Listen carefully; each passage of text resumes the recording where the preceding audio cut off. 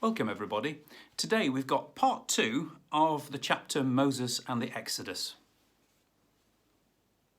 It was then, in their darkest hour, that God sent them a leader.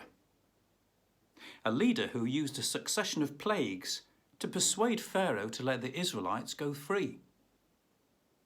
No doubt some of the stories about all this have grown in the telling.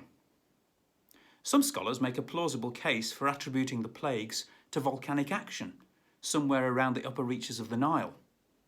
For volcanic ash would turn the river the colour of blood, and the poisoned waters would give rise to most of the other disasters.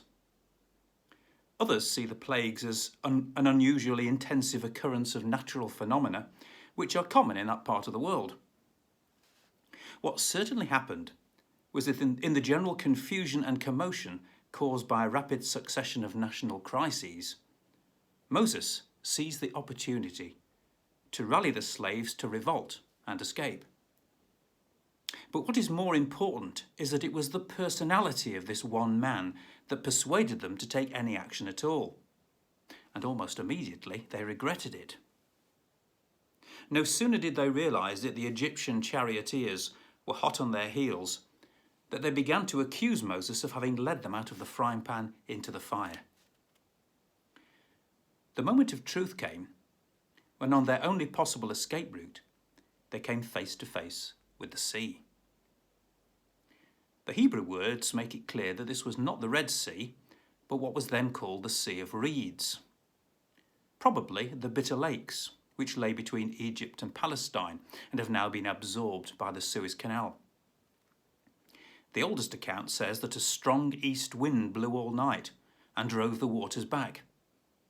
If this was near the top of a lake or a fordable passage across it, it's easy to see how the fugitives could cross in safety on foot, while the heavy Egyptian chariots got bogged down in the sand and were caught in the returning tide.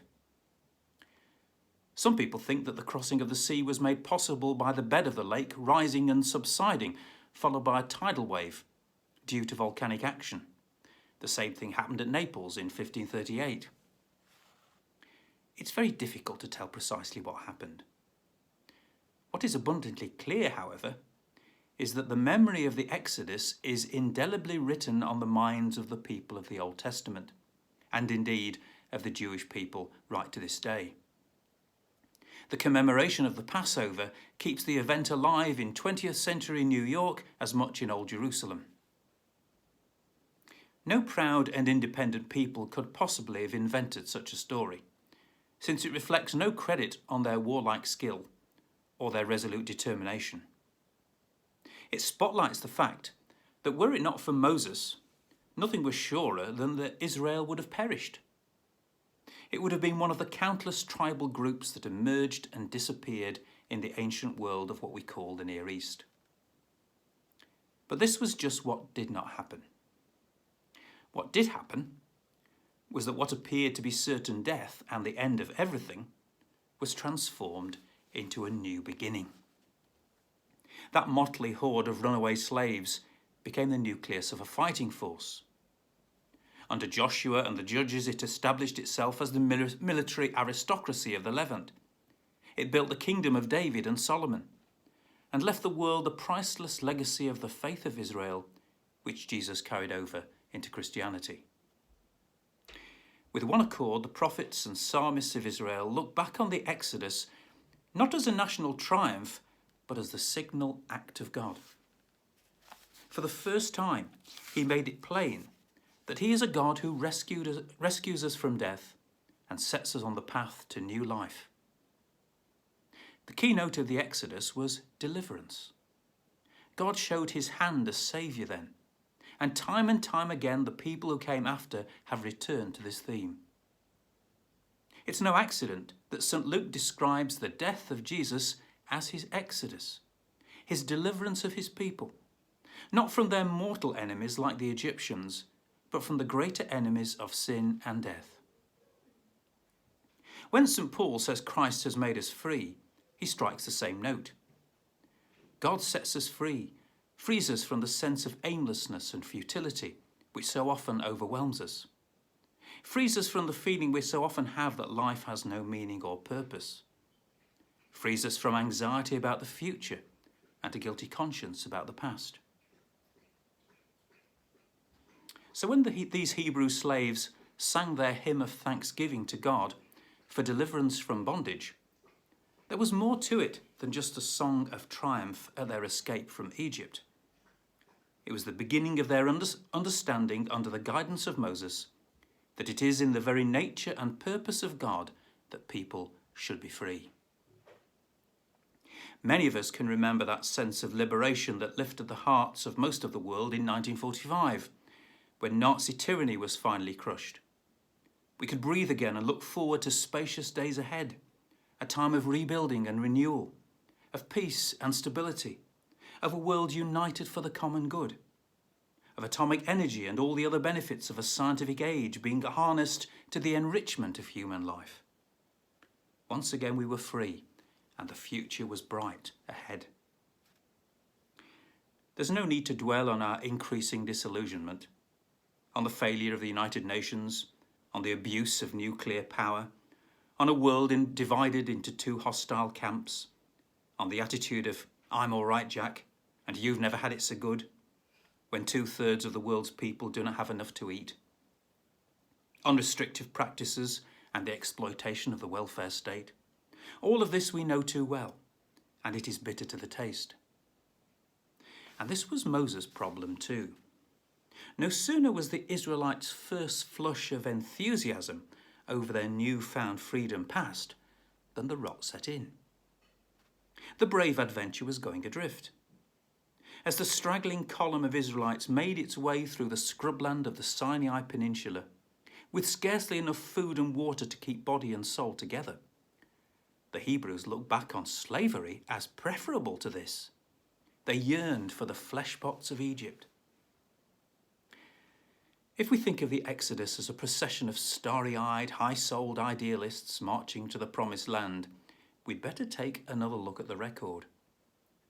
It was a disorderly and rebellious mob held together by the willpower of one dedicated man who knew what God had called him to do, and that somehow he would make it possible. So, unexpectedly, bread fell from heaven, a kind of honey-like substance which dropped from tamarisk trees. The Hebrews called it manna, meaning, what is this? They'd never seen it before.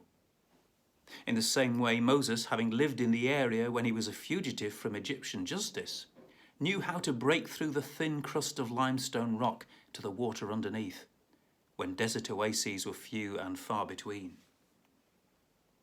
But the climax came when the people rejected both Moses and God. Moses who had led them, and God who delivered them. In the chaos that followed, Moses realized that he could never knit together his unruly, self-willed followers into any kind of worthwhile community unless they recognized the overruling sovereignty of God. So the whole story of the Exodus finds its crux and meaning in the giving of the law.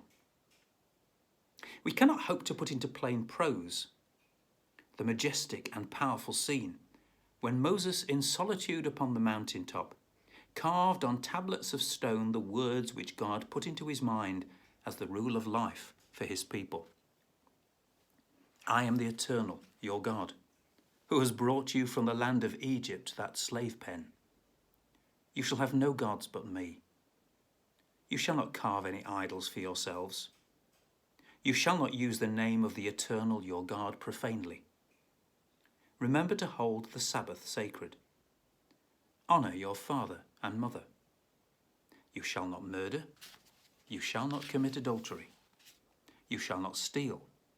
You shall not give false evidence. You shall not covet. These words of the Ten Commandments are as relevant in the 21st century as they were 3,000 years ago. They proclaim the supremacy of the Creator and show us to be bound by laws which are not of our own making. They make us realise the need for worship, for a healthy family life, for respect for the rights of our neighbour, for integrity and self-discipline. They keep us on the right lines in times of uncertainty, such as our own. On any showing, Moses was a giant among men, one of the great figures in the history of mankind. But it is foolish to try to wrest him out of his times or tear him from his ancient background. He spoke and behaved like a Hebrew of a bygone age. In knowledge of facts about the age of the universe, the secrets of outer space, the miracles of modern science, any schoolboy is his master. But in strength of character, resolution and insight into the meaning and purpose of life, he towers above the ordinary run of men. And of course, in the last resort, the whole sum of Moses' achievement goes back to the fact that he was a man of God, a man whose heart God had touched. He saw himself not as a political leader or a national hero, but as a humble and inadequate man whom God had called to a gigantic task, and who had somehow been given the strength from day to day to carry it out. He himself wasn't destined to reach the promised land, to which he'd led his followers. But before his death, he went to the top of a mountain from which he could see the whole land stretching out in front of him, the land which was to become Israel, the Holy Land for Christians as well as for Jews. He had had the vision. He'd played his part. God had called him. He had responded magnificently. Other men would take over where he left off.